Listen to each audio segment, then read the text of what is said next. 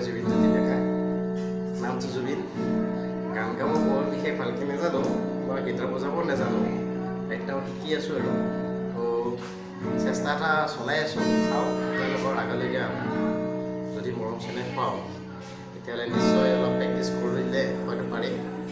বা সকলোৰে আশীৰ্বাদ লাগিব তথাপিতো এটি